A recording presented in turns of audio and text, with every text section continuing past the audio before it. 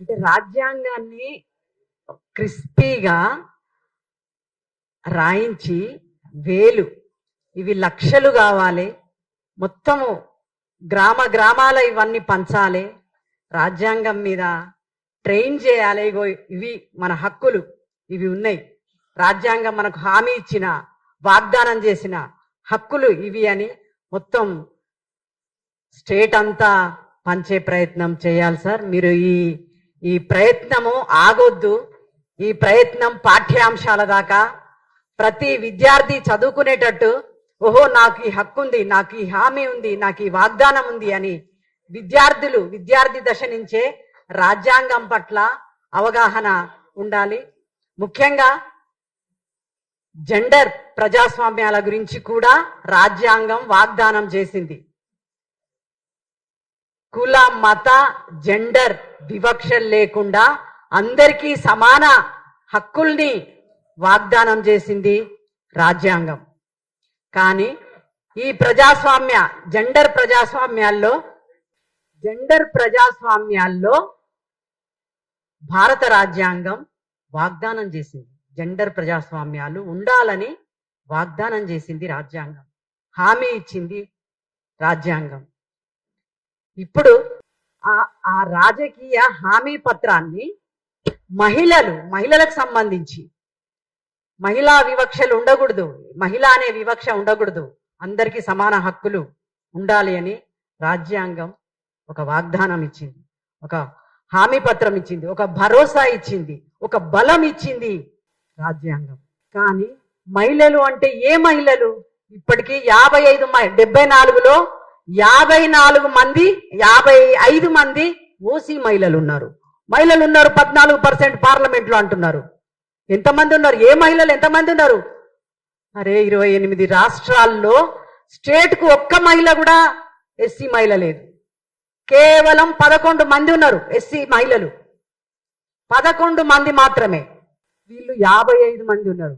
5% లేని విమెన్ 55 మంది ఉన్నారు ఓసీలు పార్లమెంట్ లో. తెలంగాణలో కూడా అంతే, ఎస్సీ మహిళలు ఒకే ఒక ఆమె ఉంది తెలంగాణలో. ఏపీలో 5 ఉన్నారు. మొత్తం సౌత్ చూస్తే ఇద్దరేనండి, ఒక ఆమె కావ్య, ఇంకొక ఆమె కవిమొలి. డిఎంకే తెలంగాణ నుంచే 2 ఉన్నారు. మొత్తం నార్తే 9 మంది ఉన్నారండి. ఛత్తీస్గఢ్, రాజస్థాన్, హర్యానా, యూపీ, బీహార్, ఇట్లా వాళ్ళు 9 మంది ఉన్నారు ఎస్సీలు. నార్త్ 9 మంది ఎస్సీలు ఉన్నారు. బీజేపీ 30 మందిని మేము పార్లమెంటుకు పంపించినా అని మాట్లాడుతుంది. కానీ ఒకే ఒక ఎస్సీ మహిళను పంపించింది బీజేపీ. కాంగ్రెస్ 4 పంపించింది, ఒకే ఒక ఎస్సీని. ఎంత అంటే ఇప్పుడు నారీ శక్తి వందన్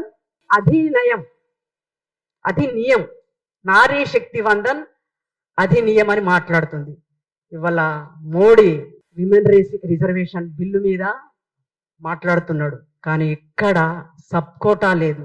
30 ఏళ్ల నుంచి సబ్ కోటా మీద లేదు. 24 మంది ఎస్సీ ఎంపీలు ఉన్నారు, 55 మంది ఓసీ మహిళలు ఉన్నారు. ఒక చిన్న ఉదాహరణ చెప్తాను మీకు, ఇది అర్థం కావడానికి. State finance corporation, women finance corporation, BC finance corporation, SC finance corporations, ఇట్లా ఫైనాన్స్ కార్పొరేషన్స్ ఉన్నాయి. మీరు దయచేసి స్టేట్ ఫైనాన్స్ కార్పొరేషన్కి వెళ్తే అక్కడ ఒక్క బీసీ మెన్, ఎస్సీ మెన్ ఉండరు. అట్లనే ఈ విమెన్, మా అక్కకి ఒకసారి లోన్ అవసరం వచ్చి వెళ్ళినాం. నేను సెక్రటేరియట్లో అడిషనల్ సెక్రటరీగా పనిచేస్తుండే. మొత్తం ఏపీలోనే మొట్టమొదటి ఎస్సీ మహిళని నేను తెలంగాణ ఉమ్మడి ఆంధ్రప్రదేశ్ ఆఫీసర్. నేను అంటే రాజ్యాంగం ఉండడం వల్లనే నేను చదువుకోగలిగిన, రాజ్యాంగం నాకు ఇచ్చిన హక్కు వల్లనే, because of constitution, because of Ambedkar I'm here. నేను ఇక్కడ మాట్లాడుతున్నా. అక్కడ అంటే విమెన్ అంతా ఒకటే ఘాట, దయచేసి కట్టకండి.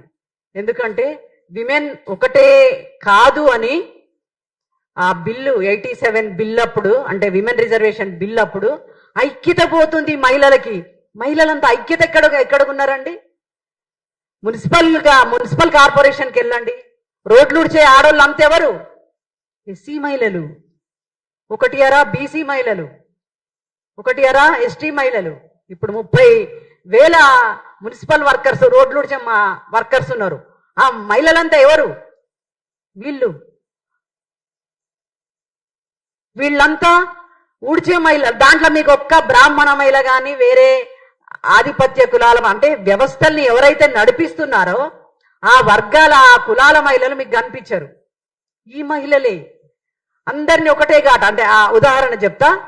ఆ కార్పొరేషన్స్ ఉన్నాయి కదా, మా అక్కకి లోన్ కావాలంటే వెళ్ళిన స్టేట్ ఫైనాన్స్ కార్పొరేషన్కి వెళ్తే, అయ్యో ఎందుకమ్మా మీకు విమెన్ కార్పొరేషన్ ఉంది కదా, విమెన్ ఫైనాన్స్ కార్పొరేషన్, అక్కడికి వెళ్ళండి, ఇక్కడికి ఎందుకు వచ్చింది?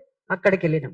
విమెన్ ఫైనాన్స్ కార్పొరేషన్కి వెళ్తే అక్కడ మొత్తం పెద్ద కులాల మహిళల రికార్డుతోని అయిపోయినాయి, మొత్తం వాళ్ళతో నిండిపోయింది. మీకు ఎస్సీ కార్పొరేషన్ ఉంది కదమ్మా, ఈ విమెన్ కార్పొరేషన్కి ఎందుకు వచ్చిర్రు? మీ ఎస్సీ ఫైనాన్స్ కార్పొరేషన్కి వెళ్ళుర్రి. ఎస్సీ ఫైనాన్స్ కార్పొరేషన్కి వెళ్తే మొత్తం మా మెన్ ఉన్నారు. మరి మేము ఎక్కడికి వెళ్ళాలి? ఈ విమెన్ ఎక్కడికి వెళ్ళాలి? అటు ఆ విమెన్ ఫైనాన్స్ కార్పొరేషన్ పోతే అక్కడ ఓసీ మహిళలతో నిండింది, ఇక్కడ ఎస్సీ మా కులం ఫైనాన్స్ కార్పొరేషన్ పోతే అక్కడ మా మెన్తో నిండింది. మరి వీళ్ళు ఎట్లా అభివృద్ధి చెందాలి? ఎట్లా సాధికారం కావాలి? ఎట్లా డెవలప్ కావాలి?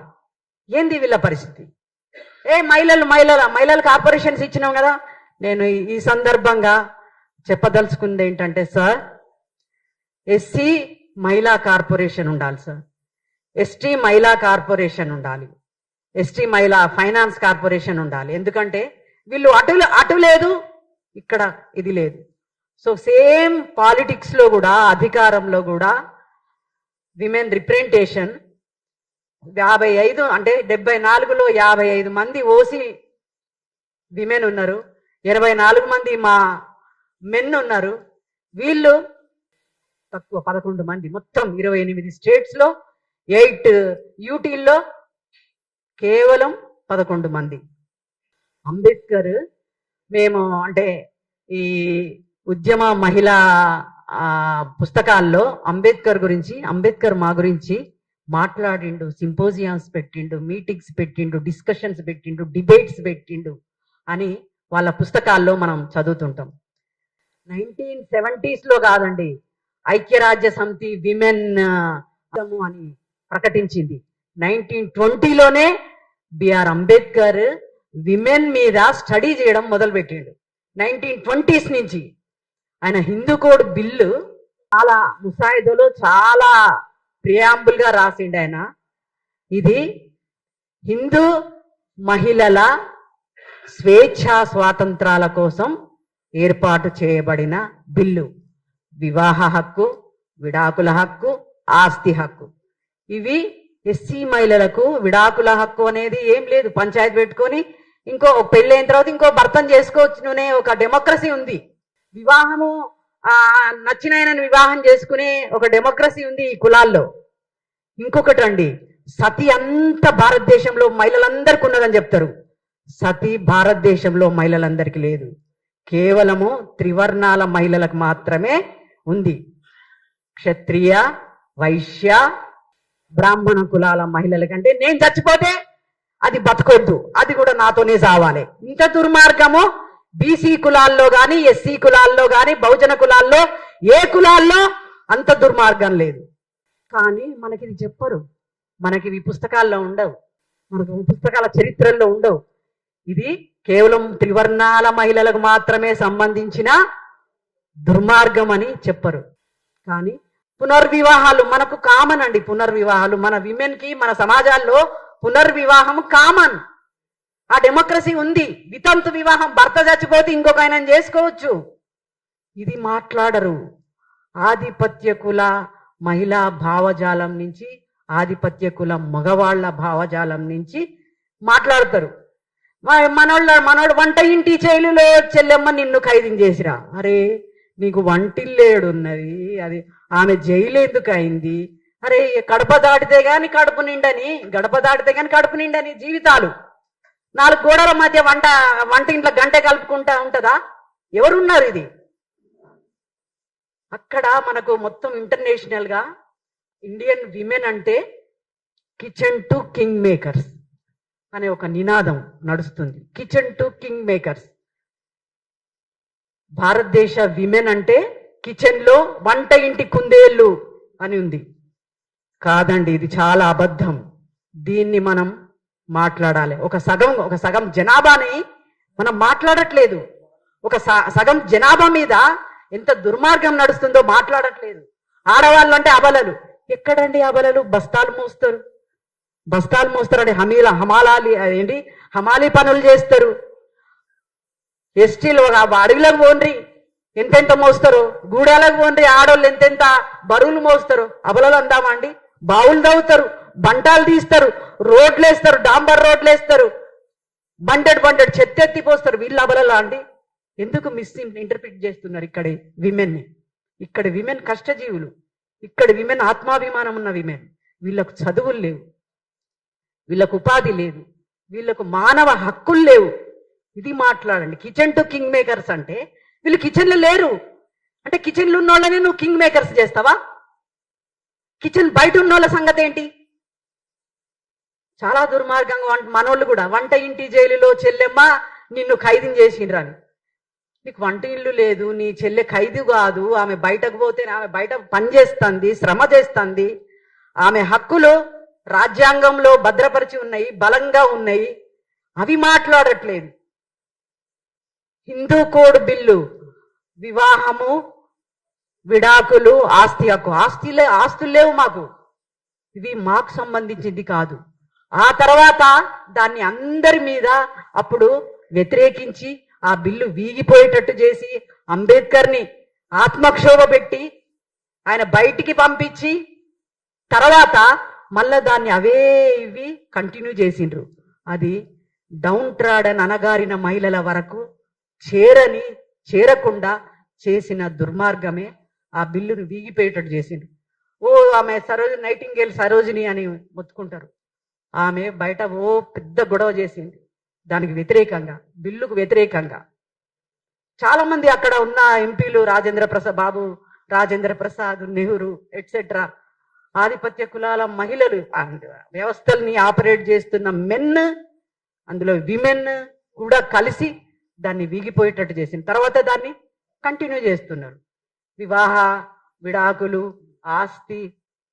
ఇంతకుముందు విశారదనే ఒక మంచి మాట చెప్పారు. ఆస్తి హక్కు అనేది ప్రియాంబుల్లో ఫండమెంటల్ రైట్ కాదు, అది కాన్స్టిట్యూషన్ రైట్ అని.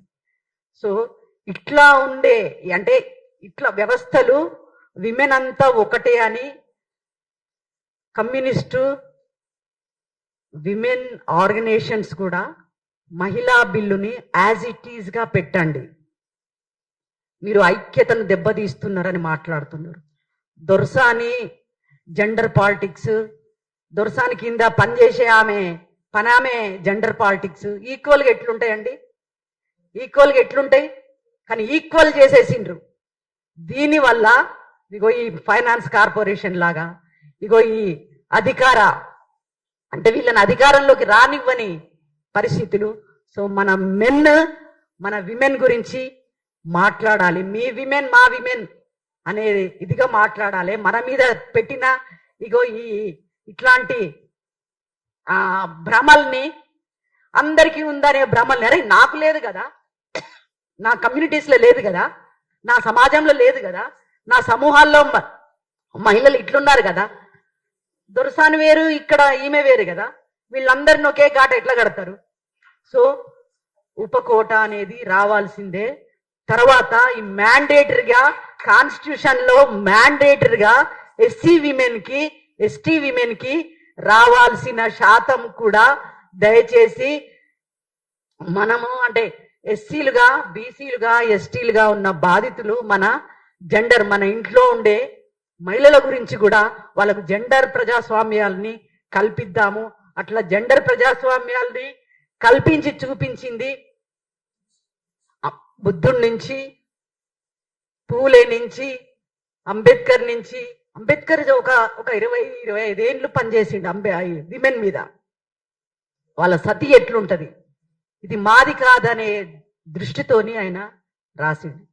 సో అంబేద్కర్ని మాట్లాడడం కాదు, అంబేద్కర్ని ఆచరించాలి. పూలేని మాట్లాడడం కాదు, పూలేని ఆచరించాలి. పూలే ఒక్కడే చదువుకోలే, ఆయన ఏం చదువుకున్నాడో, ఏం నేర్చుకున్నాడో, ఏ హక్కుల గురించి, ఏ గులాం గురించి మాట్లాడిండో అది ఆయన భార్యకు నేర్పించిండు, ఆయన భార్యను చదివించిండు, ఆయన భార్యను టీచర్ చేసిండు. ఏ నువ్వు ఉండు, నేను బయటికి పోయేస్తా, నువ్వు ఉండు, నువ్వు పిల్లల్ని చూసుకొని బయటికి పోయేస్తా, ఇది కాదు. ఎంతమంది ఉన్నారండి విమెన్ అంబేద్కర్ మీద మాట్లాడుతున్నాం. ఎంతమంది ఉన్నారు? దయచేసి మీ కుటుంబాలని కూడా రాజకీయాల్లో ఇన్వాల్వ్ చేయండి. జెండర్ ప్రజాస్వామ్యాల్ని వాళ్ళకి నేర్పించండి. వాళ్ళకు హక్కులు లేవు. ఈ రాజ్యాంగం యొక్క హక్కులు వాళ్ళకి చేరే వరకు, ఆఖరి మహిళకి చేరే వరకు, రాజ్యాంగ హక్కులు ఆఖరి మహిళకి చేరే వరకు మనం ఈ రాజ్యాంగాన్ని ముందుకు తీసుకుపోవాల్సిన అవసరము, బాధ్యత, జెండర్ని పక్కన పెట్టి, కులాన్ని పక్కన పెట్టి, మతాన్ని పక్కన పెట్టి తీసుకెళ్లాల్సిన అవసరము, బాధ్యత ఉంది. Thank you. జై భీమ్.